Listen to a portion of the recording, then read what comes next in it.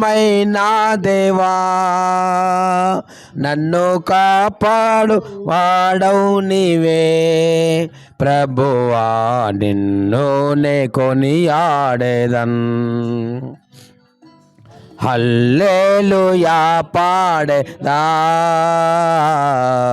ప్రభు నిన్ను కొనియాడేదన్ హల్లెలూయా పాడేదా ప్రభు నిన్ను కొనియాడేదన్ నాను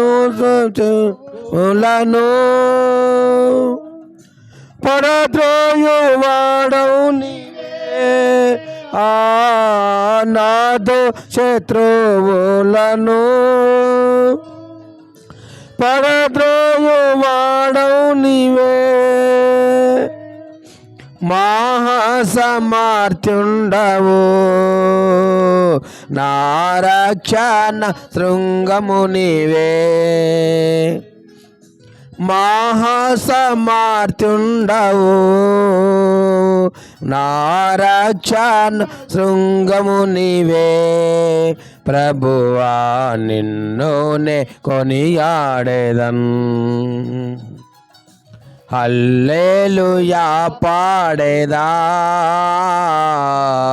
ప్రభు నిన్ను కొనియాడేదన్ హల్లెలూయా పాడేదా ప్రభు నిన్ను కొనియాడేదన్ ఎందరో నిన్ను చూచిరో వారికి వెలుగు కల్గన్ ఎందరో నిన్ను చూచిరో వారికి వెలుగు కల్గన్ ప్రభువానే వెలుగొంది తిన్ నా జీవంపు జ్యోతివి నీవే ప్రభువానే వెలుగొంది తిన్ నా జీవంపు జ్యోతివి నీవే ప్రభువా నిన్ను నే కొనియాడేదన్ హల్లెలూయా పాడేదా ప్రభు నిన్ను కొనియాడేదన్ హల్లెలూయా పాడేదా ప్రభు నిన్ను కొనియాడేదన్ భయమును పారద్రోలే అభయముని చేతివి భయమును పారదోలి అభయముని చేతివి ఎబినేజరు నీవై ప్రభు నన్ను సంరక్షించుతుంటివి ఎబినేజరు నీవై ప్రభు నన్ను సంరక్షించుతుంటివి ప్రభువా నిన్ను నే కొనియాడేదన్ హల్లెలూయా పాడేదా ప్రభు నిన్ను కొనియాడేదన్ హల్లెలూయా పాడేదా ప్రభు నిన్ను కొనియాడేదన్ కష్టములన్నిటినీ ప్రియముగా భరింతును కష్టములన్నిటినీ ప్రియము భరింతును రై కొరకే జీవింతును నా జీవంపు జ్యోతవు నీవే నీ కొరకే జీవింతును నా జీవం జ్యోతవు నీవే ప్రభువా నిన్ను కొనియాడేదన్ హల్లెలూయా పాడేదా ప్రభు నిన్ను కొనియాడేదన్ హల్లెలూయా పాడేదా ప్రభు నిన్ను కొనియాడేదన్ ఈ జీవిత యాత్రలో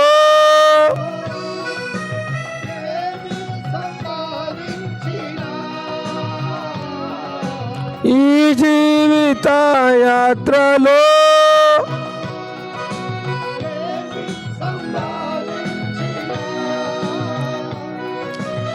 మహిమానికే ఓ ప్రభు నిన్నిదే దీన ప్రార్థన మహిమానికే ఓ ప్రభు ఇది ఓ నా దీన ప్రార్థన ప్రభువా నిన్ను కొనియాడేదన్ హల్లెలూయా పాడేదా ప్రభు నిన్ను కొనియాడేదన్ హల్లెలూయా పాడేదా ప్రభు నిన్ను కొనియాడేదన్ నీ వేళలయందునా నిన్ను పూజించి కీర్తింతును అన్ని వేళలయందునా నిన్ను పూజించి కీర్తింతును ప్రభువా నిన్ను కొనియాడేదన్ హల్లెలూయా పాడేదా ప్రభు నిన్ను కొనియాడేదన్ హల్లెలూయా పాడేదా ప్రభు నిన్ను కొనియాడ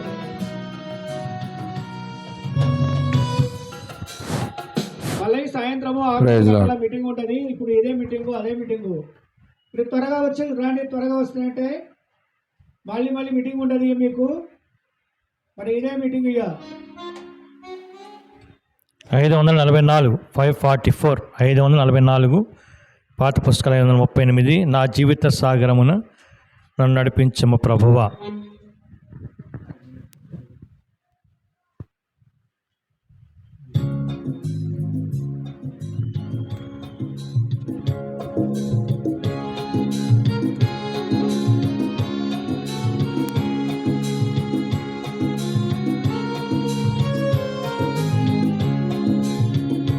నా జీవిత సాగరమునా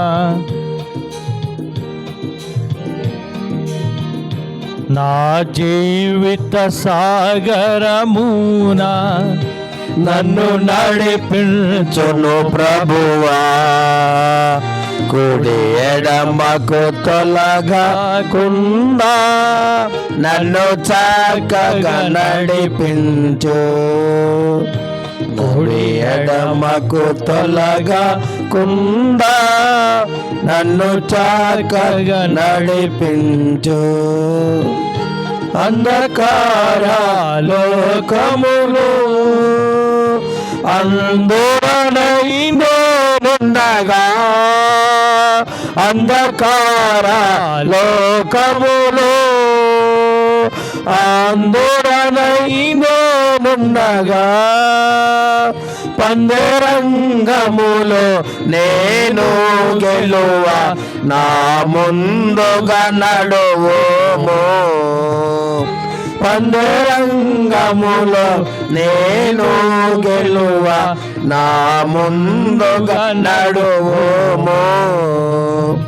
నా జీవిత సాగరమునా నన్ను నడిపించును ప్రభువా. కుడి ఎడమకు తొలగకుండా నన్ను చక్కగా నడిపించు. కుడి ఎడమకు తొలగకుండా నన్ను చక్కగా నడిపించు. లోకములో మాయలకు లోకులము మాములకు, లోకములో మాయలకు లోకులము మాటముకు, లోకువను కాకుండాట్లు మెలకువను సగుము ప్రభువా. నేను కాకుండునాట్లు మెలకువను సగుము ప్రభువా. నా జీవిత సాగరమునా నన్ను నడిపించును ప్రభువా. కుడి ఎడమకు తొలగకుండా నన్ను చక్కగా నడిపించు. కుడి ఎడమకు తొలగకుండా నన్ను చక్కగా నడిపించు. ఆత్మీయ యుద్ధములో శత్రువును ఓడింపన్, ఆత్మీయ యుద్ధములో శత్రువును ఓడింపన్.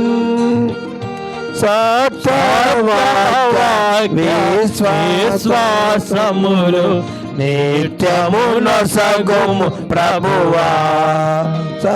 సత్యవాక్య విశ్వాసములు నిత్యమున సగుము ప్రభువా. నా జీవిత సాగరమున నన్ను నడిపించుము ప్రభువా. కుడి ఎడమకు తొలగకుండా నన్ను చక్కగా నడిపించు. కుడి ఎడమకు తొలగకుండా నన్ను చక్కగా నడిపించు.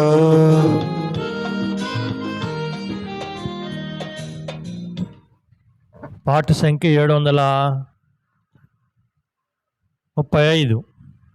పాట సంఖ్య 735. పాత పుస్తకాలు 719. యేసు ప్రభువా నీవే మహిమా నిరీక్షణ.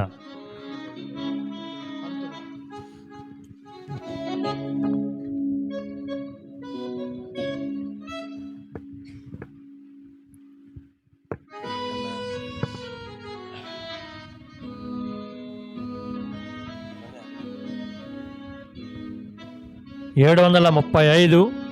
పాత పుస్తకాలు 719.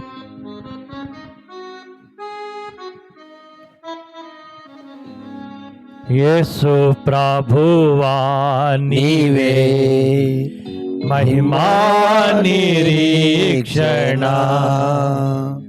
యేసు ప్రభువా నీవే మహిమా నిరీక్షణ. హల్లెలూయా హల్లెలూయా మహిమా నిరీక్షణ నీవే. హల్లెలూయా హల్లెలూయా మహిమా నిరీక్షణ నీవే. యేసు ప్రభువా నీవే మహిమా నిరీక్షణ. యేసు ప్రభువా నీవే మహిమా నిరీక్షణ. గొప్ప రక్షణ సిలువ శక్తి నా కొసగితివి. గొప్ప రక్షణ సిలువ శక్తితో నా కొసగితివి. మహిమా నిరీక్షణ నీవే నిశ్చయముగా నిన్ను చూతును. మహిమా నిరీక్షణ నీవే నిశ్చయముగా నిన్ను చూతును. యేసు ప్రభు జయ హో, యేసు ప్రభు జయ హో, యేసు ప్రభు జయ హో, యేసు ప్రభు జయ హో, యేసు ప్రభువా నీవే మహిమా నిరీక్షణ, యేసు ప్రభువా నీవే మహిమా నిరీక్షణ,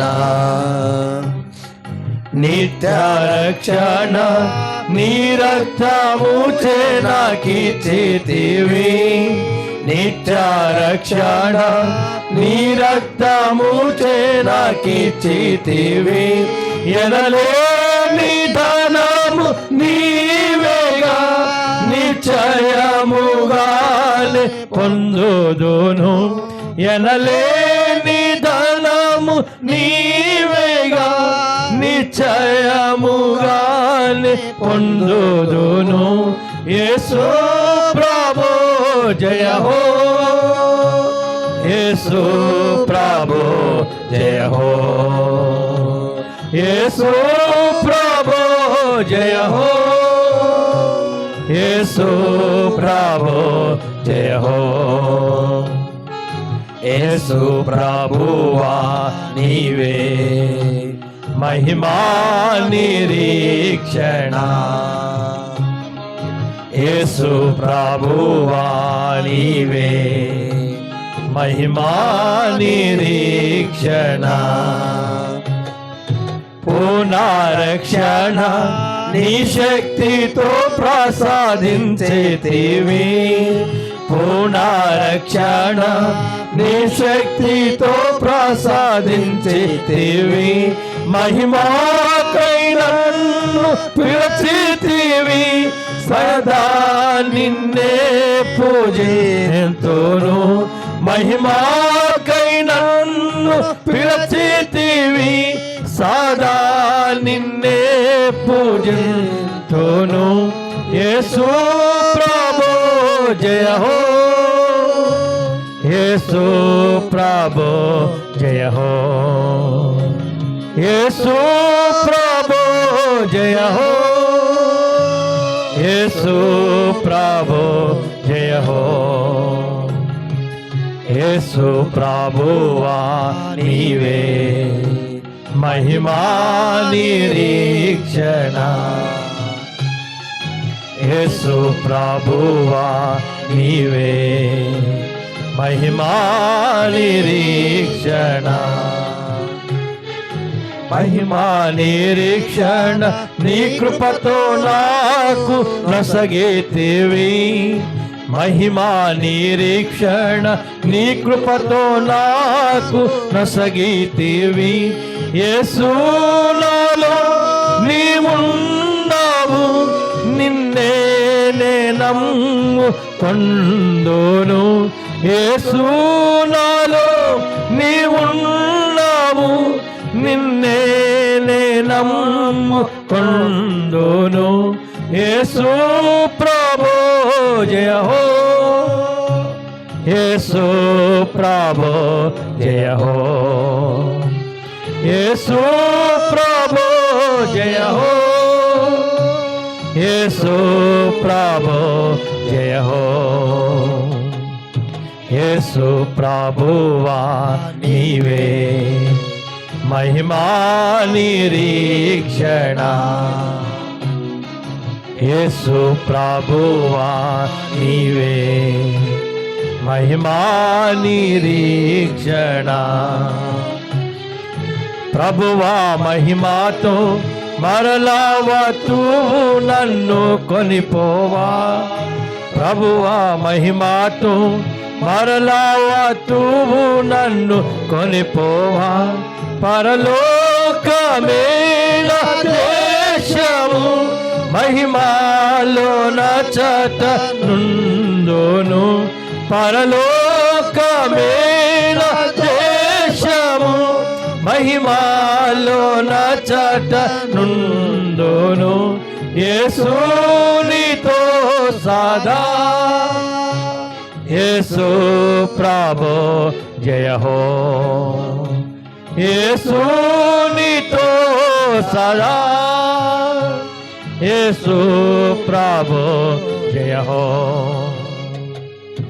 యేసు ప్రభువా నీవే మహిమా నిరీక్షణ, యేసు ప్రభువా నీవే మహిమా నిరీక్షణ.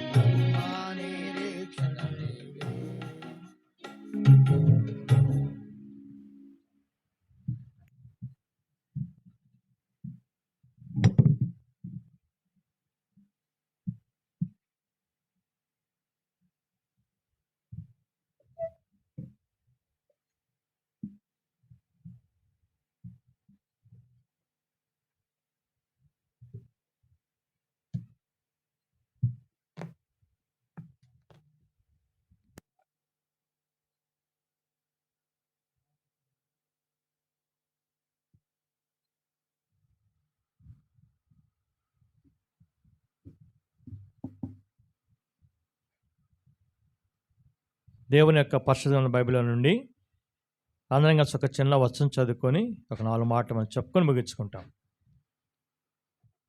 యోబు గ్రంథము 22వ అధ్యాయము 21వ వచనం చదువుకుందాం.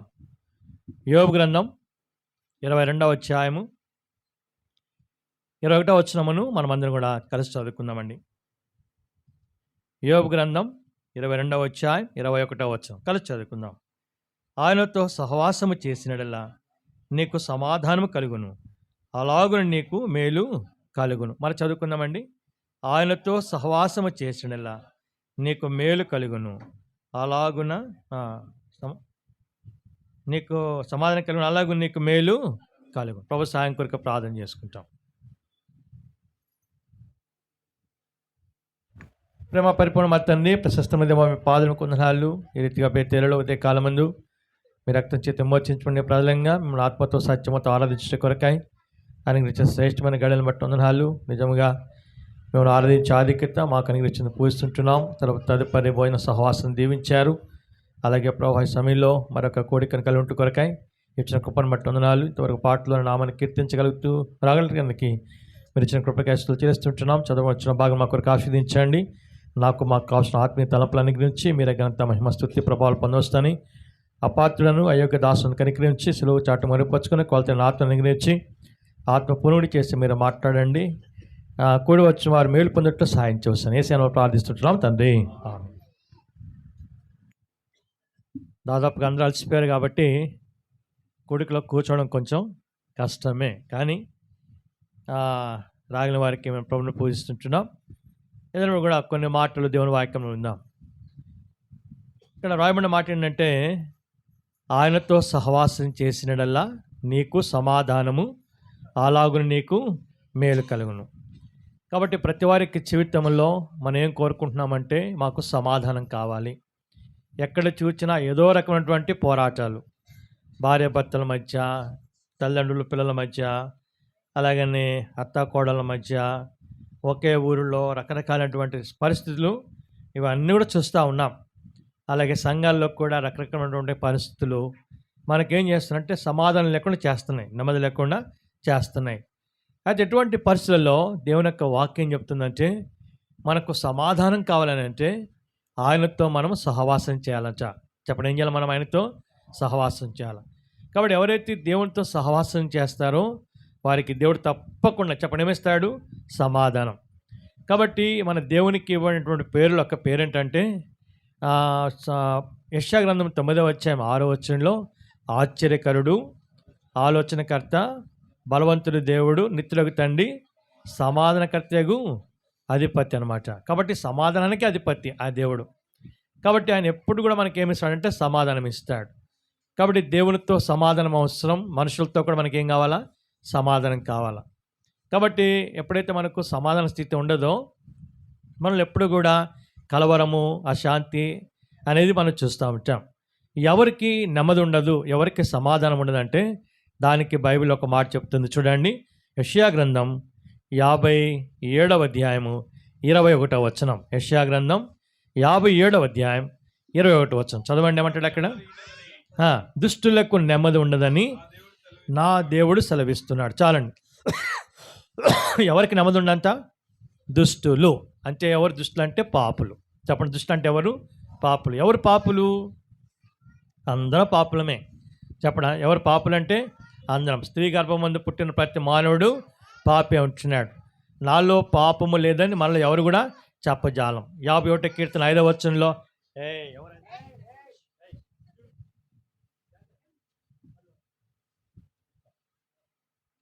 51వ కీర్తన 5వ వచనంలో దావీదేమంటాడంటే, నేను పాపంలో పుట్టాను, పాపంలోనే నా తల్లిని చేసి నన్ను గర్భం ధరించింది. కాబట్టి నేను పాపంలోనే పుట్టాను. కాబట్టి మన జన్మే పాప జన్మ. అర్థమైందండి? ఇప్పుడు పాములు ఏముంటుంది ఏమ్మా? మీ రేకుల పళ్ళలో పాములు ఉన్నాయా లేదా? ఉంటాయి. కాబట్టి ఆ పాములు ఏముంటుంది? విషం ఉంటుంది. వేప చెట్టులో చేదు ఉంటుంది. అలాగే మనలో ఏముందంట? పాపం ఉంది. మనలో పాపం ఎవరికి కూడా చెప్పడానికి లేదు. ఎంతకాలం మనలో పాపం ఉంటుందో అంతకాలం మనకేముండదు? నెమ్మది ఉండదు. అర్థమైందండి? కాబట్టి ఈ పాపం అనేది తీసివేయబడాలా? ఎలా తీసివేయబడుతుంది? ఇప్పుడు మన కాలుకు మురికైంది అనుకోండి, ఏం చేస్తాం? నీళ్ళతో కడుక్కుంటే పోతుంది. బట్టల్లో ఉతికితే సోపేసి మురికిపోతుంది. ఒకవేళ బంగారానికి ఏదైనా మలినం ఉంటే అగ్నిలో వేస్తే పోతుంది. మరి పాపం ఎలా పోతుంది అంటే దేవుని వాక్యం చెప్తుంది. హెబ్రీయులకు రాసిన పత్రిక 9వ అధ్యాయం 22వ వచనంలో, హెబ్రీ 9:22 ఏమంటాడంటే, రక్తము చిందింపబడకుండా పాప క్షమాపణ కలగనేరదు. కాబట్టి రక్తము ద్వారా పాపం పోతుంది. ఏ రక్తం? ఎడ్ల యొక్క మేకల యొక్క రక్తం ద్వారా పాపం పోదు. ఎడ్ల యొక్క మేకల యొక్క రక్తం ద్వారా ఇదిగోరా,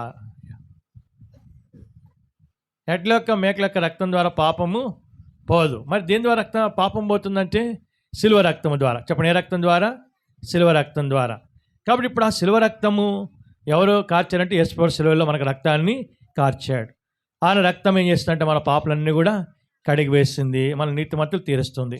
ఎలాగ సిలువ రక్తం మనం కడగబడతామంటే రోమాపత్రిక 5:1 రాబడింది, విశ్వాసము ద్వారా. చెప్పండి, దేని ద్వారా? విశ్వాసము. ఏమని విశ్వాసం ఉంచాలా? నేను పాపిని, నా పాప కొరకు యేసయ్య ఏం చేశాడు? సిలువలో రక్తం కార్చి ప్రాణం పెట్టి తిరిగి లేచాడు. హృదయం ఏం చేయాలంటే మనము విశ్వాసం ఉంచాలా. అలాగనే 1 యోహాను పత్రిక 1:9 ప్రకారం మన పాపం మనము ఒప్పుకోవాలి. అప్పుడు ఆయన క్షమిస్తాడు, రక్తంతో కడుగుతాడు, మనం నీతిమంతులుగా తీరుస్తాడు. ఎప్పుడైతే మనం నీతిమంతులుగా తీరుస్తాడో అప్పుడు మనకి ఏం కలుగుతుందంటే దేవుని యొక్క సమాధానం మనకు కలుగుతుంది. చూడండి, రోమిలకు రాసిన పత్రిక 5వ అధ్యాయం 1వ వచనం. రోమా 5:1. కాబట్టి విశ్వాసమూలమున మనము నీతిమంతులుగా తీర్చబడి మన ప్రభువైన యేసుక్రీస్తు ద్వారా దేవునితో మనకేం చెప్పండి ఏమొచ్చిందట? సమాధానము. కాబట్టి విశ్వాసం ద్వారా నీతిమంతులుగా తీర్చబడితే యేసుక్రీస్తు ప్రభువారి ద్వారా తండ్రిని దేవునితో మనకి ఏం కలుగుతుంది? సమాధానము కలుగుతుంది. సమాధానం. కాబట్టి ఇప్పుడు మనకందరికీ సమాధానం కావాలంటే యేసు ప్రభు యొక్క శిలువ రక్తంతో మనము కడగబడాలి. ఇంకెవరైనా కడగబడకపోతే ఇదొక మంచి అవకాశం. మరొక మాట ఏంటంటే, ఇప్పుడు విశ్వాసం ద్వారా రక్తంతో కడగబడి సమాధానం కలిగి ఉండేది. రెండవది ఏమన్నాడంటే, భూమి మీద ఆయనకి ఇష్టలేని వారికి సమాధానం అంట. చెప్పండి, ఎవరికి సమాధానం? భూమి మీద ఎవరైతే ఆయనకి ఇష్టలుగా ఉంటారో వారికి సమాధానం. చూడండి ఏమంటాడో, లూకాసు వార్త 2వ అధ్యాయము. లూకాసు వార్త దయచేసి 2వ అధ్యాయం. లూకాసు వార్త దయచేసి 2వ అధ్యాయము. లూకాసు వార్త దయచేసి 2వ అధ్యాయము గమనించండి, 14 వచనం. లూకాసు వార్త 2:14. సర్వోన్నతమైన స్థలంలో దేవునికి మహిమయు ఆయనకి ఇష్టలైన మనుషులకు భూమి మీద. చెప్పండి, ఎవరికి మొట్టమొదటిగా ఎవరైతే యేసునందు శ్వాసం ఉంచుతారో నీతిమంతులు తీర్చబడతారో వారికి సమాధానము. రెండవది ఎవరికి సమాధానం? భూమి మీద ఎవరైతే దేవునికి ఇష్టలుగా ఉంటారో వారికి సమాధానం. ఉన్ని భూమి మీద ఎవరు దేవునికి ఇష్టలుగా ఉంటారో వారికి ఎవరు ఏంటంటే అది సమాధానం. మరి ఎవరు దేవునికి ఇష్టలు? అందరు దేవునికి ఇష్టలా అంటే అందరు దేవునికి ఇష్టలు కాదు. హెబ్రీ పత్రిక 11:6 ఏమంటాడంటే, విశ్వాసము లేకుండా దేవునికి ఇష్టలే ఉండట అసాధ్యము. కాబట్టి ఎవరైతే విశ్వాసం కలిగి ఉంటారో విశ్వాసం కలిగిన వారు దేవునికి ఇష్టలు. రెండవదిగా సామెతల గ్రంథం 11వ అధ్యాయం 20వ వచనం. సామెతలు 11:20 చూడమంటాడు అక్కడ. రెండవ మాట, యథార్థముగా ప్రవర్తించువారు ఆయనకు ఇష్టలు. ఒకటి, విశ్వాసం కలిగి ఉంటే దేవునికి ఇష్టలము. రెండవదిగా ఏముండాలి మనలో? యథార్థత ఉండాలా. యథార్థత కలిగి ఉంటే దేవునికి ఇష్టలుగా ఉంటాం. 12వ అధ్యాయం 22వ వచనం, సామెతలు 12:22. సత్యవర్తనులు ఆయనకు ఇష్టలు. కాబట్టి విశ్వాసము కలిగిన వారు రెండవదిగా, యథార్థత కలిగిన వారు మూడవదిగా, సత్యముగా ప్రవర్తించేవాళ్ళు, వీళ్ళు ఆయనకు ఏమట? ఇష్టలుగా ఉంటారు. కాబట్టి ఇప్పుడు మనము దేవునికి ఇష్టలుగా జీవిస్తే మనకు ఏముంటుందంటే సమాధానము. ఒకటి, యేసయ్యను నమ్ముకుంటే, రక్తంతో కడగబడితే సమాధానం. రెండవదిగా, దేవునికి ఇష్టలుగా ఉంటే మనకు సమాధానం దొరుకుతుంది అంటాడు. మూడో మాట చెప్తా నేను. మూడో మాట ఏంటంటే అదే మనం చదువుకున్నాం. ఏం చదువుకున్నాము? యోబు గ్రంథం 22వ అధ్యాయం 1వ వచనం, ఆయనతో సహవాసము చేసినడల్లా నీకు ఏంటంట? కాబట్టి ఎవరితో సహవాసం చేయాలి మనం? ఇప్పుడు తాగుబోతంతో సహవాసం చేస్తే ఏమి నేర్పిస్తాడు? తాగేది నేర్పిస్తాడు. దొంగతో సహవాసం చేస్తే దొంగతనం నేర్పిస్తాడు. సినిమాలు చూసే వాళ్ళతో సహవాసం చేస్తే సిగరెట్ తాగుతుంటే సిగరెట్ నేర్పిస్తాడు. అబద్ధాలు చెప్పబడితే అబద్ధాలు నేర్పిస్తాడు. అయితే ఇప్పుడు మనం ఎవరితో సహవాసం చేయాలంట? దేవునితో సహవాసం చేయాలా? అర్థమైందండి? దేవునితో సహవాసం చేస్తే మనకు సమాధానము, అలాగ మేలు కూడా కలుగుతుంది అంటాడు. కాబట్టి ఇప్పుడు గమనించండి, దేవునితో సహవాసము చేసే వారంగా ఉంటే మనం ఎలాగ ఉండాలనేది ఒక 5 విషయాలు చెప్తాను. ఎన్ని విషయాలు? ఒక 5 విషయాలు. నీవు దేవునితో సహవాసం చేస్తున్నావు, దానికి చదువు అవసరం లే. అర్థమైందండి? దేవునితో సహవాసానికి చదువేమీ అవసరం లే, ఏమి అవసరం లే. కానీ కొన్ని చేయాలి. ఏం చేయాలంటే మొట్టమొదటిగా నువ్వు దేవుని ప్రేమించాలా. చెప్పండి, ఏం చేయాలి? నువ్వు దేవుని ప్రేమిస్తే దేవునితో ఏం చేస్తావు? నువ్వు సహవాసం చేస్తావు. చూడండి దయచేసి మత్తయి సువార్త 22వ అధ్యాయం 37వ వచనం. మత్తయి సువార్త 22వ అధ్యాయం 37వ వచనం. మత్తయి సువార్త 22:37. నీ పూర్ణ హృదయముతోను, నీ పూర్ణాత్మతోను, నీ పూర్ణ మనసుతోను నీ దేవుడైన ప్రభువును నీవు ప్రేమించాలా. చెప్పండి, ఎలా ప్రేమించాలి దేవుని మనము? పూర్ణ హృదయముతో, రెండోదిగా పూర్ణాత్మతో, పూర్ణ మనసుతో మన దేవుని చేయాలంటే మనము ప్రేమించాలా. కాబట్టి దేవునితో సహవాసం చేయాలంటే ప్రాథమికంగా మన దేవుని ఏం చేయాలి? మనం చెప్పండి, ప్రేమించాలి. ఎంతమంది దేవుని ప్రేమిస్తున్నారు? నిజంగా ప్రేమించవచ్చు, కానీ పూర్ణంగా అంటే సంపూర్ణంగా. అంటే ఇంకా దేవుని కంటే ఎక్కువ దేవుని ప్రేమించకూడదు, దేవునే ప్రేమించాలి. దేవుడి తర్వాతే. మీకు అర్థం కావడానికి ఒక 5 సున్నాలు ఉంటే సున్నాలకి ఎంత విలువ ఉంటుంది? విలువ ఉండదు కదా. సున్నాలకు ముందు 1 పెడితే ఏమవుతుంది? విలువ వస్తుంది. ఒక సున్నాకు ముందు 1 పెడితే 10 రూపాయలు అవుతుంది. 2 సున్నాల ముందు 1 పెడితే 100 రూపాయలు అవుతుంది. 3 సున్నాలకు ముందు 1 పెడితే 1000 రూపాయలు అవుతుంది. అట్లా ఇప్పుడు సున్నాలు పెంచుకుంటూ వెళ్ళి ముందు ఏం పెట్టుకోవాలా? 1 పెట్టుకోవాలి. అంటే 1 ఉంటేనే సున్నాలకి ఏముంది? విలువ ఉంది. అలాగే నీ జీవితంలో కూడా అన్నిట్లో కూడా ఎవరి ముందు పెట్టుకోవాలా? దేవుని ముందు పెట్టుకుంటే నీకేముంటుంది? విలువ ఉంటుంది. నా భర్త తర్వాత, నా భార్య తర్వాత, నా పనుల తర్వాత, నా ఉద్యోగం తర్వాత, నా చదువు తర్వాత అంటే తర్వాతే. అర్థమైందా? కాబట్టి ముందుగా దేవుని పెట్టుకోవాలి. ఆయన ప్రేమించాలా, ఆయనను ప్రేమించే వ్యక్తులుగా ఉండాలా. ఎవరైతే ఆయన ప్రేమిస్తారో, చెప్పండి, ఎవరైతే ఆయనను ప్రేమిస్తారో, ఆయన్ని ప్రేమించినట్లుగా ఎట్లా తెలుస్తుంది అంటే 3 విషయాలు జ్ఞాపకం పెట్టుకోవాలా. మొట్టమొదటిగా 119వ కీర్తన 165వ వచనం. దేవుని ప్రేమిస్తున్నామని చెప్తే 3 విషయాలు చెప్తాను చూడండి. 119వ కీర్తన 165వ వచనం. నీ ధర్మశాస్త్రమును ప్రేమించేవారు. చాలండి. అంటే దేవుని యొక్క వాక్యాన్ని ప్రేమించాలా. చెప్పండి, దేవుని ప్రేమిస్తున్నాడు. ఎవరిని ప్రేమించాలా? అందరికంటే చెప్పాలి. దేని ప్రేమించాలా? దేవుని యొక్క వాక్యం. అంటే యోహాను సువార్త 1:1, ఆదియందు వాక్యం ఉండెను, వాక్యము దేవుని దున్న వాక్యమే దేవుడు. అంటే వాక్యాన్ని ప్రేమిస్తే ఎవరిని ప్రేమించినట్లు? దేవుని ప్రేమించినట్లు. నువ్వు నిజంగా వాక్యాన్ని ప్రేమిస్తే ఏం చేయాలా అంటే ప్రకటన 1:3 అంటాడు, ఈ సమయం సమీపించింది గనక ఈ ప్రవచన వాక్యములు చదువువాడును వినువాడును అందులో వ్రాయబడినవి గైకొనివాడు ధన్యుడు. అంటే దేవుని యొక్క వాక్యాన్ని మనం చదవాలి. రెండవది ఏం చేయాలి? దేవుని యొక్క వాక్యాన్ని వినాలి. మూడవదిగా దాన్ని గైకోవాలా. చెప్పండి, ఏం చేయాలి? చెప్పండి, చదవాలా. రెండవదిగా వినాలా. మూడవదిగా దాన్ని గైకొనాలా. ద్వితీయోపదేశకాండం 5:1 ఏమంటాడంటే వినాలా, నేర్చుకోవాలా, అనుసరించాలా అంటాడు. అలాగనే 1 కీర్తన 2వ వచనంలో దివారాత్రము దాన్ని ధ్యానించినడల. 5 విషయాలు చెప్తాను చూడండి. 1, వాక్యం చదవాలి. 2వదిగా వినాలి. 3వదిగా నేర్చుకోవాలి. 4వదిగా ధ్యానించాలి. 5వదిగా దాని ప్రకారం చేయాలి. చెప్తారు ఇప్పుడు మీరు 5 విషయాలు. మొట్టమొదటి ఏం చేయాలి? వాక్యాన్ని చదవాలి. 2వదిగా వినాలా. 3వదిగా నేర్చుకోవాలి. 4వదిగా ధ్యానించాలి. 5వది ఏం చేయాలా? విడిచిపెట్టేయాలా. అంతేనా?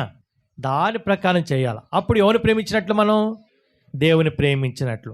సరే, ఇప్పుడు రెండవదిగా దేవుని ప్రేమించినట్ట దానికి రుజువు ఏంటంటే 26వ కీర్తన 8వ వచనం చదవండి. 26వ కీర్తన 8వ వచనం. 26వ కీర్తన 8వ వచనం. యెహోవా నీ నివాస మందిరమును, నీ తేజో మహిమ నిలిచే స్థలం నేను.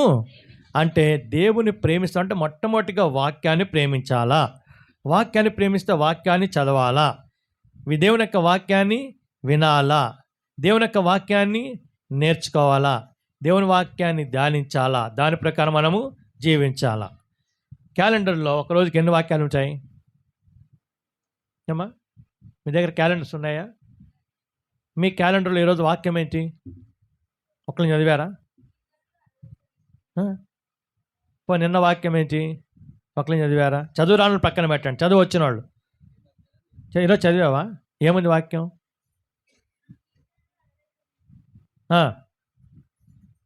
ఏముంది? Correct, very good. ఒక దినానికి ఒక వాక్యం నేర్చుకుంటే వారానికి ఎన్ని అవుతాయి? 7 అవుతాయి. నెలకి ఎన్ని అవుతాయి? 31 కదా. ఒక్క వాక్యం ఉంటుంది క్యాలెండర్లో. ఆ ఒక్క వాక్యం నేర్చుకోండి చాలు. రోజుకు ఒక వాక్యం నేర్చుకుంటే వారానికి ఎన్ని? 7 వాక్యాలు. ఒకవేళ చదువు రాదనుకోండి చెప్పించుకోండి. నేర్చుకోవాలా. హృదయంలో వాక్యం ఉంటే దేవుడు ఉంటాడు. దేవుడు ఉంటే సైతాను ఉండదు. లోకంలో హృదయంలో వెలుగు ఉంటుంది. కాబట్టి వాక్యాన్ని మనం ప్రేమించాలి. రెండవదిగా దేవుని మందిరాన్ని ప్రేమించాలి. చెప్పండి, దేన్ని ప్రేమించాలా? దేవుని మందిరం.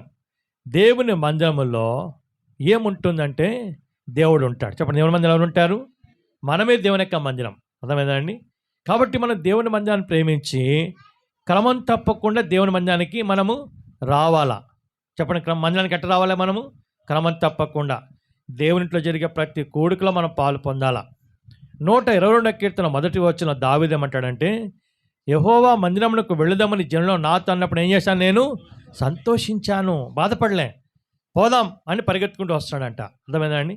ఎందుకంటే దేవుని మందిరంలో మనకేముందంటే 36వ కీర్తన అంటాడు, నీ మందిరం యొక్క సమృద్ధి ద్వారా ఏం చేస్తున్నాడు? వాళ్ళు సంతృప్తి నొందుతున్నారు అంటాడు. చూడండి, 36వ కీర్తన 8వ వచనం. 36వ కీర్తన 8. నీ మందిరం యొక్క సమృద్ధి వలన వారు సంతృప్తి నొందుతున్నారు, నీ ఆనంద ప్రవాహం వారికి. చూడండి, దేవుని యొక్క మందిరాన్ని మనం ప్రేమిస్తే దేవుని యొక్క మందిరంలో మనకేముందంట? సంతృప్తి. లోకంలో మనకు తృప్తి లేదు, ఎంత సంపాదించినా తృప్తి ఉండదు. అర్థమైందండి? కానీ దేవుని మందిరంలో మనకు సంతృప్తి ఉంటుంది. కాబట్టి దేవుని యొక్క మందిరానికి రావాలా. దేవుని మందిరంలో ఏం జరుగుతుందంటే, ఇప్పుడు మన పిల్లలు చదువుకుంటే ఎక్కడ పంపిస్తాం మనం? చెప్పండి, పోనీనా మన పిల్లలు చదువుకోవడానికి ఎక్కడ పంపిస్తాం మనం? ఎందుకు? స్కూల్కి పోయి ఆడుకోవడానికా? స్కూల్కి పోతే ఏం చేస్తారు చెప్పండి? అక్కడ ఏం నేర్పిస్తారు? పాఠాలు నేర్పిస్తారు కదండి. అలాగే మనకు ఆత్మీయమైన బడి దేవుని యొక్క మందిరం. చెప్పండి, మనకు ఆత్మీయ బడి ఏంటి? దేవుని యొక్క మందిరానికి వస్తే దేవుడు తన మార్గాల గురించి మనకు బోధిస్తాడు. యెషయా గ్రంథం 2వ అధ్యాయము చూడండి. యెషయా గ్రంథము దయచేసి 2వ అధ్యాయం 3వ వచనం. చదువమ్మా, చదువు.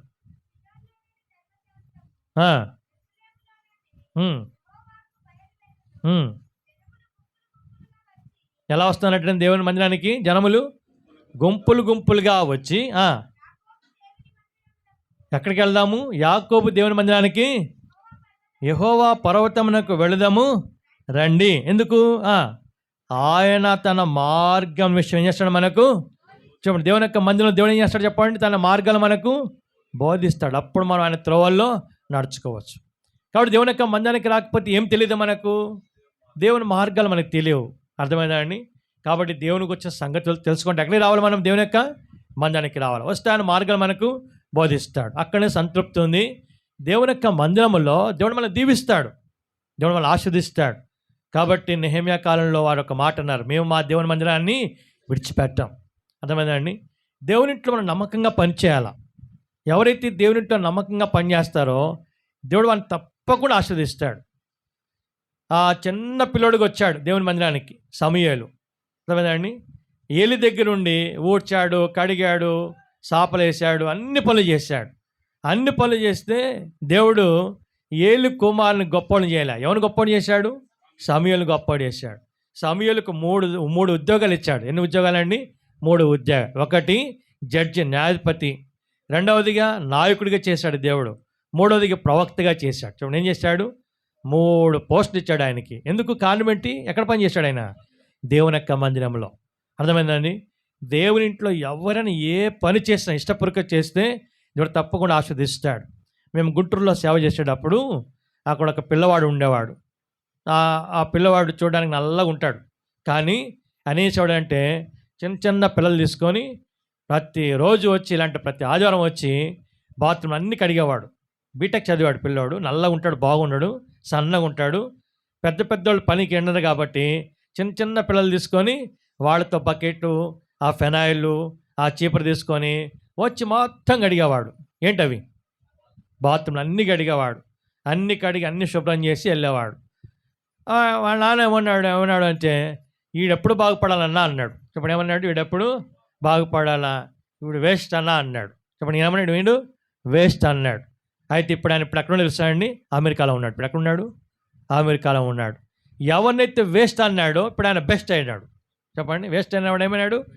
ఎవరైతే మనం బెస్ట్ అనుకుంటే వాళ్ళు ఏమవుతారు? వాళ్ళు వేస్ట్ అవుతారు. అర్థమైందా? కాబట్టి ఎవరైతే దేవుని ఇంట్లో కష్టం అనుకోకుండా ఇష్టమని దేవుని పని చేస్తారో, ఊడ్చేదైనా, కడిగేదైనా, తుడిచేదైనా, ఏ పనైనా సరే సనుక్కోకూడదు, కొనుక్కోకూడదు. చెప్పండి, ఏం చేయకూడదు? సనుక్కోకూడదు, కొనుక్కోకూడదు. కాబట్టి దేవుని ఇంట్లో మనం పని చేసేటప్పుడు ఏమనుకోవాలంటే, ఇది ఎవరి కోసం చేస్తున్నాం మనం? చెప్పండి, ప్రభు కోసం చేస్తున్నామని మనం పని చేయాలి. ఎప్పుడైతే అలాగే చేస్తామో దేవుడు మనకేమిస్తాడంట? ప్రతిఫలం ఇస్తాడు. చెప్పండి, ఏమిస్తాడు? ప్రతిఫలం ఇస్తాడు. కాబట్టి నమ్మకంగా పనిచేయాలా. ప్రాముఖ్యంగా యవనస్తులు అందరూ కూడా, చిన్నపిల్లలు ఎప్పుడు కూడా మందిరంలో ఉండాలా. చెప్పండి, ఎక్కడ ఉండాలా? మందిరంలో ఉండి అన్ని పనులు చేయాలా. ఎందుకు చేయాలంటే దేవుడు మిమ్మల్ని ఆశీర్వదిస్తాడు. అర్థమైందా? అలాగనే ప్రతి వారు కూడా అవకాశం తీసుకొని దేవుని మందిరంలో పని చేయాలి. ఎంతగా పని చేస్తే అంతగా దేవుడు ఏం చేస్తాడు? మనల్ని దీవిస్తాడు, ఆశీర్వదిస్తాడు. కాబట్టి ఒకటి, దేవుని వాక్యాన్ని ప్రేమించాలి. రెండవదిగా దేన్ని ప్రేమించాలా? దేవుని మందిరాన్ని ప్రేమించాలా. మూడవదిగా రూతు గ్రంథం 1వ అధ్యాయం 16వ వచనం. రూతు 1:16. చూడండి, రూతు గ్రంథం 1వ అధ్యాయం 16వ వచనం. రూతు 1:16. అందుకు రూతు, నా వెంబడి రావద్దనియు, నన్ను విడిచిపెట్టమనియు బతిమాలు కొనవద్దు. నీవు వెళ్ళు చోటకి నేను వచ్చేదాను, నువ్వు నివసించే చోట నేను నివసించేదాను. నీ జనమే నా జనము, నీ దేవుడే నా దేవుడు. అంటే మూడో మాట ఏంటంటే, రూత్ అంటుంది అత్తతో, నీ జనమే నా జనము. ఇప్పుడు మనం కూడా ఏం చెప్పాలి చెప్పండి? నీ జనమే నా జనం. అంటే దేవుని ప్రజలను మనం ప్రేమించాలి. చెప్పండి, ఎవరు ప్రేమించాలా? దేవుని ప్రజలను ప్రేమించాలి. సాధారణంగా మనం ఎవరు ప్రేమిస్తామని చెప్పండి? గొప్పవాళ్ళనా, గరీబోళ్ళనా? ఏమండి? ఎవరైతే మంచి బట్టలు వేసుకుంటారో, మంచిగా చేతికి రింగులు పెట్టుకొని, మెడలో చైన్ వేసుకొని, మంచిగా అద్దాలు పెట్టుకొని, మంచిగా షూ వేసుకొస్తే నమస్తే అన్న, నమస్తే అక్క, లోపలికి వచ్చి కూర్చోండి అంటాం. సామాన్యంగా ఉంటే ఏం చేస్తాం చెప్పండి? అట్లా అమ్మంటామండి, అంటాం మనం కదండి. అంటే లెక్క పెట్టాం. అలా ఉండకూడదు మనం. అర్థమైందండి? భక్సంకులు ఎప్పుడు కూడా అలాగే చేయలేదు. చెప్పండి, భక్సంకులు ఏం చేయలేదు ఎప్పుడు కూడా అలాగా. ఆయన అందరిని ప్రేమించాడు. ఆయనకంటే ఇంకెక్కువగా ప్రేమించాడు ఎవరు? యేసయ్య కదండి. అందరిని ప్రేమించాడు. కాబట్టి మనము కూడా దేవుని ప్రజలను ప్రేమించాలా. ఎలాంటివనైనా మనం ప్రేమించాలా. చెప్పండి, ఏం చేయాలి? మనం ఎలాంటివనైనా కూడా ప్రేమించాలా. కొంతమంది కష్టాల్లో ఉంటారు, కొంతమందికి రోగాలు ఉంటాయి, కొంతమంది జ్వరాలు వస్తాయి, కొంతమందికి ఇబ్బందులు ఉంటారు. మనం ప్రేమించి ఏం చేయాలంటే మన తోచిన సహాయం మనము చేయాలా. అర్థమైందా అండి? ఒకవేళ నువ్వు ఏం చేయకపోయినా వాళ్ళ కొరకు ప్రార్థన చేసినా చాలు. చెప్పండి, వాళ్ళ కొరకు ఏం చేయాలి నువ్వు? ప్రార్థన. ఎందుకంటే నీ జనమే నా జనం. అంటే దేవుని యొక్క ప్రజలు మన యొక్క జనం. ఇప్పుడు మీరు ఎవరో నేను ఎవరో. ఇప్పుడు మనం ఏమనుకుంటాం? ప్రజలాడన్నా, ప్రజలాడక్క, ప్రజలాడన్నా, ప్రజలాడక్క. నువ్వేమో నాకు అక్కగా, నువ్వు నేను అన్ననా? మరి ఎట్లా అన్నాక అనుకుంటున్నాం మనం ఎవరు చెప్పండి? దేవుని ప్రజలము. చెప్పండి, ఎవరు మనము? మనకు ఒక సంబంధం ఉంది. చెప్పండి, మనకేముంది? ఒక సంబంధం. మీరు రేకులపల్లిలో ఉన్నా, నేను మౌనంలో ఉన్నా, లేకపోతే రేవులపల్లిలో ఉన్నా, మనకేముంది చెప్పండి? ఒక సంబంధం. ఏ సంబంధం ఇది? రక్త సంబంధం. చెప్పండి, ఏ సంబంధం ఇది? ఏ రక్తం ఇది? యేసయ్య రక్త సంబంధం కదండి. కాబట్టి ఇప్పుడు ఏమన్నా, నీ జనమే నా జనం, నీ జనమే నా జనం. ఇప్పుడు ఉదాహరణకు నా కాలుకు బ్రొట్టన వేలికి ఏమంటారు దాన్ని? దెబ్బ తగిలింది అనుకోండి, దాన్ని ఏమంటారు కదా? ఏ దెబ్బ అది? ఓట్రాయా? ఏదో మొత్తానికి కాలుకి దెబ్బ తగిలింది అనుకోండి. కాలు దగ్గర ఇప్పుడు ఏలుకి దెబ్బ తగిలితే నా చెయ్యి ఏం చేస్తుంది అమ్మా? వెంటనే దాన్ని పట్టుకుంటుంది. నా కళ్ళు ఏం చేస్తాయి? దాన్ని చూస్తాయి. నా శరీరం అంతా ఏమైతే మొత్తం వంగిపోద్ది. అంటే ఎందుకు? ఈ వేలు ఎవరిది? నాదే. అర్థమైందా? కాబట్టి ఇప్పుడు అలాగే మనం కూడా ఎలా ఉండాలి సంఘంలో? ఒక్కళ్ళకి బాగోలేకపోయినా, ఒక్కళ్ళ కష్టంలో ఉన్నా, ఒకళ్ళ ఇబ్బంది ఏం చేయాలి? మనం కూడా పోయి వాళ్ళకి మన తోచిన సహాయం మనం ఏం చేయాలా? చెయ్యాలా. అదే సంఘం అంటే. అర్థమైందా అండి? అదే సంఘం అంటే. కాబట్టి ప్రతి ఒక్కరు కూడా ఒకటే అనుకోవాలా, వీళ్ళు నా జనము. రూతు మొయాబిరాలండి. రూతు ఎవరు? యెహోవా సమాజంలో చేరడానికి కూడా అర్హత లేదు. అలాంటి రూతు ఏమంటుందంటే, నయోని పట్టుకొని, నీ జనమే నా జనం అమ్మా, నేను నిన్ను విడిచిపెట్టి ఎక్కడికి వెళ్తానంటది ఆమె. కాబట్టి అలాగే మనం కూడా దేవుని ప్రజలతో కలిసిపోవాలా. నీ జనమే నా జనం. అర్థమైందా అండి? ఇప్పుడు మనము దేవుని వాక్యాన్ని ప్రేమించాలా, రెండవదిగా దేవుని మందిరాన్ని ప్రేమించాలా, మూడవదిగా దేవుని యొక్క ప్రజలను ప్రేమించాలా, నాలుగవదిగా దేవుని సేవకులను కూడా మనం ప్రేమించాలా. చెప్పండి, ఎవరు ప్రేమించాలా? దేవుని సేవకులు ఏం చేయాలి? మనము ప్రేమించాలా. చూడండి, యేసుకేలు గ్రంథం 44:30. యేసుకేలు గ్రంథం 44:30. మీ ప్రతిష్టార్పణనిట్లోను తొలుచూలు వాటన్నిటిలోను మొదటివియు ప్రథమ ఫలమునట్లోను మొదటివియు యాజకులగును. చదవండి. మీ కుటుంబములకు ఆశీర్వాదము కలిగినట్లు మీరు ముందుగా పిసికిన పిండి ముద్ద ఎవరికి వెళ్ళంట? చెప్పండి, ఎవరికి వెళ్ళంట అండి? మీరు అన్నం అంతా వేసుకొని ఇట్లా పిసకగానే మొట్టమొదటి ముద్ద ఎవరికి వెళ్ళంట? పైన ఏం చేస్తాం? ఇటు తిప్పి ఇటు వేసుకుని నోట్లో వేసుకుంటాం మనం కదా. కానీ ఏం చేయాలంట? ముందుగా పిసికిన ఆ ముద్ద ఎవరికి ఇవ్వాలా? ఎవరికి వెళ్ళంట? ఎందుకు అంటే యాజకులు ప్రేమిస్తున్న యాజకులకి ఇస్తాం.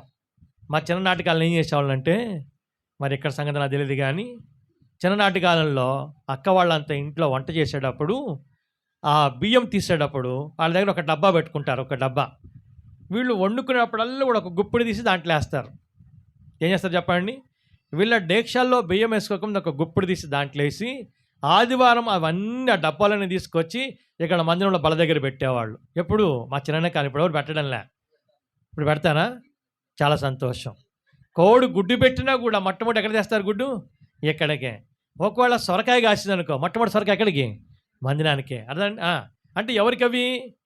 అంటే ఇప్పుడు వాళ్ళకి ఏముంది? యాజకుల మీద ప్రేమ ఉంది. అంటే దేవుని ప్రేమించే వారికి ఉండే లక్షణాలు ఇవి. చెప్పండి, దేవునికి ప్రేమించే వారికి లక్షణాలు.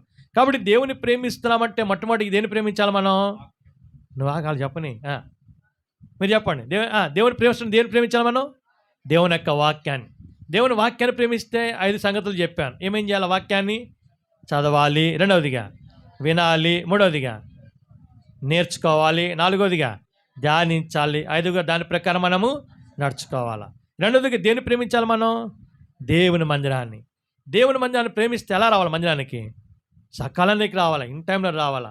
దేవుని మందిరంలో ప్రతి పని కూడా మనము చేయాలా. దావీదు ఏమన్నాడు తెలుసా అండి దేవుని మందిరాన్ని గురించి? 132వ కీర్తన 132వ కీర్తన 132వ కీర్తన దయచేసి గమనించండి. 3వ వచనం నుండి. ఎట్లనగా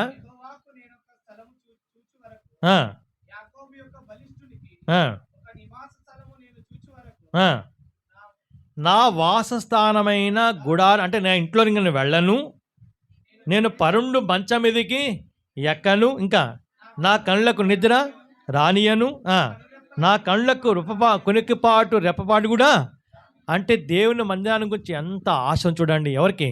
దావీదు. అసలు నేను నా ఇంట్లోకి పోను, నా మంచం మీద పండుకోను, నా కళ్ళకు నిద్ర కూడా రాని, కొనికిపాటు రాని అంటాడు. అంతగా దేవునిని ప్రేమించాడు ఆయన. అంతగా దావీదు దేవునిని ప్రేమించాడు కాబట్టి దావీదుని కూడా దేవుడు ఏం చేశాడు తెలుసా అండి? ఎంతో హెచ్చిగా హెచ్చించాడు ఆయన్ని. దావీదు గురించి దేవుడు ఏమంటాడంటే, దావీదు నా హృదయానుసారుడు అని అంటాడు. అర్థమైందండి? దావీదు నాకు ప్రియుడు వచ్చాడు. కాబట్టి ఎవరైతే దేవుని మందిరాన్ని ప్రేమిస్తారో, దేవుని మందిరాన్ని కొరకు తమ వంతు ఏ రీతిగా సాపడగలుగుతారో, దేవునింట్లో ప్రతి కొడుకులో పాలు పొందుతారో వారిని దేవుడు తప్పకుండా దేవుడు ఆస్వాదిస్తాడు. అర్థమైందండి? మందిరము నిమిత్తము దేవుడు మనకు మేలు చేస్తాడంట. చెప్పండి, ఏం చేస్తాడు? దేవుడు మనకు మేలు చేస్తాడు. కాబట్టి దేవుని మందిరాన్ని ప్రేమించాలా. మూడవదిగా ఎవరిని ప్రేమించాలా? దేవుని ప్రజలను ప్రేమించాలి. చెప్పండి, ఎవరిని ప్రేమించాలా? దేవుని ప్రజలను ప్రేమిస్తూ వారి కష్ట సుఖాలు మనం పాలు పంచుకోవాలా. వారి కొరకు మనం ప్రార్థన చేయాలా. మనకు తోచినంత సహాయం వారికి చేస్తూ ఉండాలా. ఒకరినొకరు పురుకొల్పుకోవాలా. ఒకళ్ళను మందిరానికి వస్తున్నావు అనుకో, నీ దారిలో వేరే వాళ్ళంటే ఏం చేయాలా? అక్క దగ్గరికి, అక్క ప్రియులాడక్క, నేను ఎక్కడికి వెళ్తున్నా? మందిరానికి వెళ్తున్నా, నువ్వు కూడా రా అక్క అని పిలవాలా. అప్పుడు అదిలో పిలిచి ఇప్పుడు పిలవడం అట్లా. అర్థమైందండి? బండి వేసుకొని సుర్రని వచ్చేస్తున్నారు బండి వేసుకొని. అట్లా కాదు, పిలిచేవాళ్ళనమాట. అక్క నేను పోతున్నా, నువ్వు కూడా రా. ఒకవేళ ఈ అక్కన మీటింగ్ రాకుండా ఒక అక్క వస్తే, ఈ అక్క విన్న వాక్యం మళ్ళీ వెళ్ళి అక్కకి చెప్పేది, అక్క నువ్వు రాలే కదా, ఈరోజు అన్న ఇలా వాక్యం చెప్పాడు అని చెప్పేది అనమాట. అలాగే దేవుని బట్టి ఉండేవాళ్ళు. మనం కూడా అలాగే ఉండాలి దేవుని ప్రేమిస్తే. ఇంకెవరిని ప్రేమించాలా? నాలుగోదిగా దేవుని యొక్క సేవకులను ప్రేమించాలా. దేవుని యొక్క సేవకులు మనం ప్రేమిస్తే దేవుడు మనకి ఇచ్చిన వాటి అన్నింటిలో కూడా మొట్టమొదటి ఎవరికి ఇవ్వాలి చెప్పడం? మనం దేవుని యొక్క సేవకులకి ఇవ్వాలా. ఇది అంటే ప్రభుత్వం మనం సహవాసం చేయాలంటే ఇది మొట్టమొదటి పాఠం. చెప్పండి, ఇదేంటి? మొట్టమొదటిది పాఠం. రెండవదిగా ప్రభుత్వం సహవాసం చేయాలంటే అనుదినము కూడా మనము ఆయన స్వరం వినాలండి. చెప్పండి, ఏం వినాలి మనం? ఆయన యొక్క స్వరము వినాలా. ఇప్పుడు ఒక మాట చూపిస్తాను నేను. చూడండి, యోబు గ్రంథం 11వ అధ్యాయము, యోబు గ్రంథం 36:11. యోబు 36:11. యోబు గ్రంథం 36వ అధ్యాయం 11వ వచనం. వారు ఆలకించి ఆయన సేవించినడలా తమ దినములను క్షేమముగాను తమ సంవత్సరం ఏం చేస్తారంట? ఇప్పుడు చెప్పండి, ఎంతమందికి క్షేమం కావాలా? ఎంతమందికి సుఖం కావాలా? అయ్యా మేము బ్రతుకుల్లో మాకు ఏముండాలా? సుఖం ఉండాలండి. మాకేముండాలా? క్షేమం ఉండాలా. ఏ బిడా ఇక్కడ చూడు, ఇక్కడ మన ఇద్దరు ఆడుకుందాం. ఇక్కడ ఆడుకుందాం. అక్కడ కాదు, ఇటు వినండి. మనకు క్షేమము కావాలా, మనకు సుఖము కావాలంటే ఏం చేయాలంట? మనం ఆలకించాలి. ఏం ఆలకించాలి? దేవుని యొక్క స్వరం ఆలకించాలి. ఇప్పుడు ఒక చిన్న ఉదాహరణ చెప్తాను మీకు అర్థం కావడానికి. మేము ఉదయకాలము మామూనర్లో బయలుదేరి మీ దగ్గరకు వచ్చినాం. కారులో వచ్చాం. కారు ఎక్కడ, దేని మీద వచ్చింది? రోడ్డు మీద వచ్చింది కదండి. ఇప్పుడు గద్వాల ట్రైన్ ఎక్కి హైదరాబాద్ పోవాలా. ట్రైన్ దేని మీద పోతుంది? పట్టాల మీద పోతుంది. హైదరాబాద్లో విమానం ఎక్కి చెన్నై పోవాలా. దేంట్లో పోతుంది? గాలిలో పోతుంది. మరి ఇప్పుడు రోడ్డు ఏమో దారి ఉంటుంది, రావచ్చు. ఇప్పుడు మాకు ఎప్పుడు ఇక్కడ రాలేం, ఫస్ట్ టైం వచ్చాము. మాకు చెప్పారు ఇట్లా పోతే మీకు ఊరు వచ్చేస్తుందని. కాబట్టి అది చూసుకుంటూ వచ్చేసాం. ఇప్పుడు ట్రైన్ ఎక్కితే పట్టాల మీద వెళ్ళిపోద్ది. మరి విమానము హైదరాబాద్లో బయలుదేరింది కదా, అది చెన్నైకి ఎట్లా వెళుతుంది? అమెరికాకి ఎట్లా వెళుతుంది? గాలిలో ఏమి దారులు లేవు కదా, ఎట్లా పోతుంది? ఎట్లా పోతుందండి? గాలి లేస్తుంది, వెళ్ళిపోతుంది. ఎక్కడో అమెరికా పోతుంది, ఎక్కడో జపాన్ పోతుంది, ఎక్కడో జర్మనీ పోతుంది, చెన్నై పోతుంది, బాంబే పోతుంది, కలకట్టా పోతుంది. ఎక్కి కొంచెం కూర్చోగానే వాళ్ళు చెప్తా ఉంటాడు, వచ్చేసింది హైదరాబాద్ అంటాడు. చెప్పండి, వచ్చేసింది హైదరాబాద్, వచ్చేసింది చెన్నై అంటాడు. ఎట్లా వచ్చేసింది? దారి లేదు కదా. నేను చెప్తాను బాగానండి మీకు అర్థం చేసుకోవడానికి. ఇప్పుడు ఉదాహరణకు నేను విమానం నడుపుతున్నా. ఇప్పుడు విమానం నడిపేటప్పుడు నా అంతటి నేను నడపడానికి లేదు. ఒకటి ఉంటుంది, ఒక రూమ్ ఉంటుంది. ఆ రూమ్లో ఒక ఆయన కూర్చుంటాడు. ఉదాహరణకు ఆ రూమ్లో రమేష్ అన్న కూర్చున్నాడు. ఆయన ఏం చేస్తాడంటే నాకు చెప్తున్నాడు, అన్నా నువ్వు ఇంజన్ స్టార్ట్ చేయి అంటాడు. నేను స్టార్ట్ చేయాలా. తర్వాత అన్నీ చూసుకో అంటాడు, చూసుకోవాలా. వెనక్కి పోని అంటాడు, వెనక్కి పోనీయాలా. ఇప్పుడు ముందుకెళ్ళా అంటాడు, ముందుకెళ్ళాలా. ఇప్పుడు యూటర్న్ చేసుకోవాలా. ఒకసారి ఆగు అంటాడు, ఆగాల. ఆగినాక మళ్ళా కదులు అంటాడు, కదలాలా. ఇప్పుడు స్పీడ్ పెంచు అంటాడు, పెంచాలా. ఇంకా పెంచు అని ఉన్నట్టుండి పైకి లేపు అంటాడు. అప్పుడు నేను అంటాను, రమేష్ అన్న ఎప్పటిదాకా నేను మాట అన్నాను కానీ ఇప్పుడైతే నేను నీ మాట వినను అన్నా. అప్పుడు ఏమవుతుంది చెప్పండి? విమానం ఏమవుతుంది? పోయి గుద్దుకొని నేను పోయేది కాకుండా నా విమానంలో మిమ్మల్ని అందరం చంపేస్తా. అందుకే ఇప్పుడు ఏం చేయాలి చెప్పండి? ఇక్కడ బయలుదేరిన విమానం గమ్యం చేరుకునే వరకు కూడా రమేష్ అన్న చెప్పింది ఏం చేయాలి? నేను వింటేనే క్షేమం, వింటేనే సుఖం. అర్థమైందా? పొరపాటున పైకి లేచినాక కిందన రమేష్ అంతా కట్ అయింది అనుకో, అయిపోయినట్టే సంగతి. దారి తెలియదేక ఎటు పోతున్నా కూడా అర్థం కాదు. అందుకని చాలామంది చచ్చిపోతూ ఉంటారు. ఆ కనెక్షన్స్ కట్ అయిపోయినాయంటే ఇక అయిపోయినట్టే. ఇప్పుడు దానికంటే శ్రేష్టమైన కనెక్షన్ ఎవరితో ఉండాలి మనకి చెప్పండి? పరలోకపు దేవునితో. అనుదినము కూడా ఆయన చెప్పింది విన్ని చేయాల మనం. అర్థమైందా? అప్పుడే మనకు క్షేమం, అప్పుడే మనకు సుఖం. కాబట్టి ఇప్పుడు వినాలంటే వినుబుద్ధి మనకు ఉండాలి కదండి.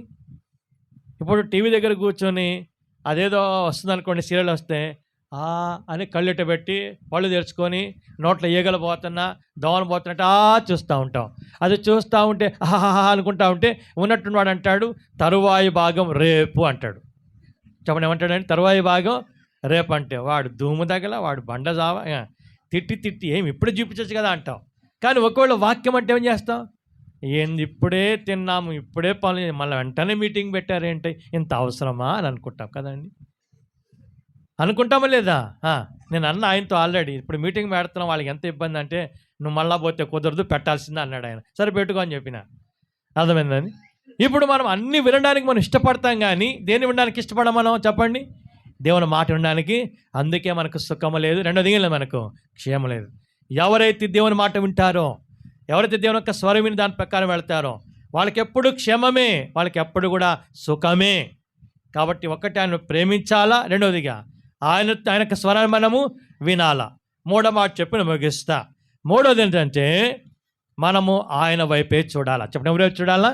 హెబ్రీయులకు రాసిన పత్రిక 12వ అధ్యాయము 2వ వచనం చూడండి.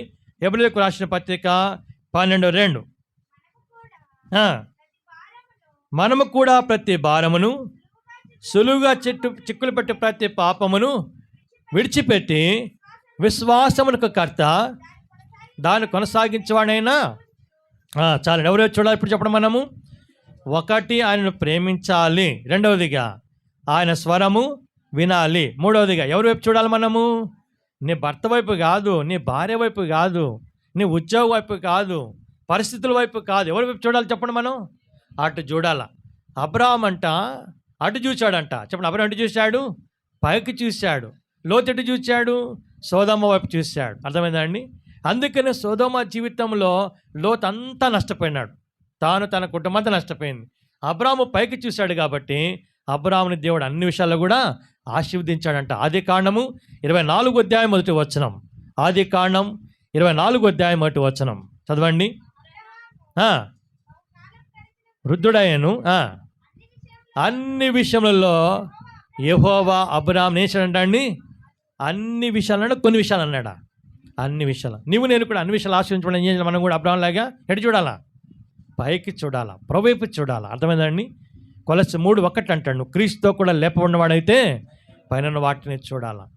కాబట్టి మనం ఎంతకాలం భూలోకంలో ఉంటామండి? గ్యారంటీ చెప్పండి, మీరు ఎంతకాలం ఉంటారో? మైక్ కొంటే గ్యారంటీ ఉంది, సెల్ ఫోన్ కొంటే గ్యారంటీ ఉంది, అన్నిటికీ గ్యారంటీ ఇస్తాడు. కానీ మన ప్రాణానికి ఏం లేదు.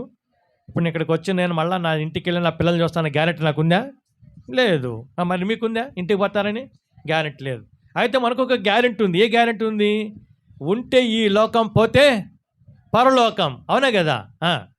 ఒకళ్ళు యేసుని నమ్ముకోకపోతే ఉంటే ఈ లోకం, పోతే పాతాళ లోకం కదండి. 3 లోకాలు. ఉంటే ఈ లోకం, లేకపోతే పరలోకం, లేదంటే ఉంటే ఈ లోకం, లేకపోతే పాతాళ లోకం. మనం యేసుని నమ్ముకున్నాం కాబట్టి మనకేముంది? ఇప్పుడు ఒక గురి, ఒక విశ్వాసం, ఒక నమ్మకం ఉంది. కాబట్టి ఎప్పుడు కూడా ఏం చేయాలనంటే మనము ఇటువైపు అటువైపు చూడద్దు, కానీ ఎటు చూడాలా?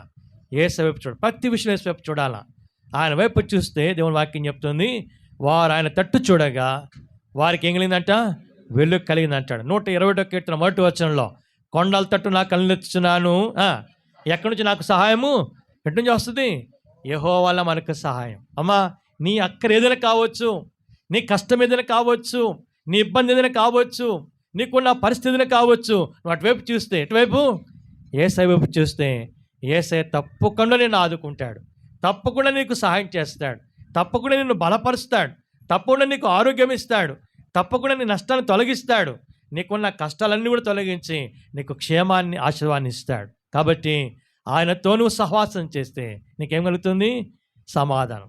ఆయనతో నువ్వు సహవాసం చేయాలంటే ఒకటి, నువ్వు ఆయన్ను ప్రేమించాలి. రెండవదిగా ఆయన స్వరము వినాలి. మూడవదిగా ఆయన వైపే చూడాలా. ఆయన ప్రేమిస్తున్నానంటే ఏమేమి ప్రేమించాలా? వాక్యాన్ని ప్రేమించాలా. రెండవదిగా దేవుని యొక్క మందిరాన్ని ప్రేమించాలా. మూడవదిగా ఏం ప్రేమించాలా? దేవుని యొక్క ప్రజలను ప్రేమించాలా. నాలుగవదిగా దేవుని యొక్క సేవకులు మనం ప్రేమించాలా. అర్థమైందా అండి? అంత మాత్రమే కాదు, దేవుని యొక్క వాక్యాన్ని ప్రేమిస్తే వాక్యాన్ని చదవాలి. రెండవదిగా వాక్యాన్ని వినాలి, వాక్యాన్ని నేర్చుకోవాలి, వాక్యాన్ని ధ్యానించాలి, దాని ప్రకారం మనము జీవించాలా. దేవుని మందిరాన్ని ప్రేమిస్తే నమ్మకంగా దేవుని యొక్క మందిరానికి రావాలా. మందిరం యొక్క కుడిక మనం పాలు పొందాలా. మందిరంలో ప్రతి పని కూడా ఇది దేవుని పనిని ఇష్టపూర్తి మనము చేయాలా. అర్థమైందండి? మూడవదిగా దేవుని యొక్క ప్రజలు మనం ప్రేమించాలా. చదువుకున్నా చదువు లేకుండా కూడా వాడిని ప్రేమించాలా. నీ జనమే నా జనం. నాలుగవదిగా దేవుని యొక్క సేవకులు మనం ప్రేమించాలా. రెండో మాటకు వస్తే అనుదినము కూడా ఆయన యొక్క స్వరం మనము వినాలి. వింటే ఏమవుతుంది? మనకు క్షేమము, మనకేముంటుందట? సుఖం ఉంటుంది. తర్వాత అన్ని విషయాలు ఎవరి వైపు చూడాలి చెప్పండి? మనము యేసయ్య వైపే చూడాలా. కాబట్టి ఇట్టాను మనం కలిగి ఉంటే మన జీవితాలు ఏముంటుంది? సమాధానం ఉంటుంది. చెప్పండి, ఏముంటుంది? సమాధానం ఉంటుంది. ప్రార్థన చేసుకుంటాం. అందరం మోకరించండి. మహాప్రేమిగల పరలోకపు తండ్రి, ప్రశస్తమైన దేవా, మీకు నాలుగు వందనాలు. వారు హద్దుబాటులో కొన్ని మాటలు ప్రకటించుండగా విన్న వారందరూ మీ కార్యించేము అన్ని వారికి గుర్తు లేకున్నా కూడా కొన్నైనా తన వారి యొక్క హృదయంలో నాటి తను మీరే కార్యసిద్ధి కలిగ చేయండి. ఉదయకాలంతో వరకు కూడా చేయబడిన పరచను ముద్రించము. మరోసారి స్థానిక సంఘం అభ్యర్థులను బట్టి కూడి వస్తున్న శ్వాసుల పరిశుద్ధులను బట్టి మీ దాసుడు లాజరన్న అట్లు సువర్ణక్క కుటుంబాన్ని బట్టి అందరిని పూజిస్తుంటున్నాం. పేరు పైన జ్ఞాపకం చేసుకుని దీవించండి. మీ నామ పెట్టి చేయబడిన పరిచయం ముద్రించి మేము తిరిగి ప్రాణం వెళ్తుండే మనం క్షేమంగా మమ్మల్ని చేర్చండి. మీ సంవత్సరం మళ్ళీ కలుసుకున్న భాగ్యము దయచేయము. సమస్త ఘనత మహిమ స్తుతి ప్రభావాలు మీకు ఆరోపించుకుంటూ యేసు ప్రభువు యొక్క శక్తులను ఆవలిస్తులతో అడిగి వేడుకుంటున్నాము తండ్రి. ఆమేన్. మన తండ్రి దేవుని యొక్క ప్రేమ, కుమారుడు యేసుక్రీస్తు వారి యొక్క కృప, పరిశుద్ధాత్మని కనుని సహవాసము సదాకాలం అందరికీ తోడే నడిపించును గాక. ఆమేన్.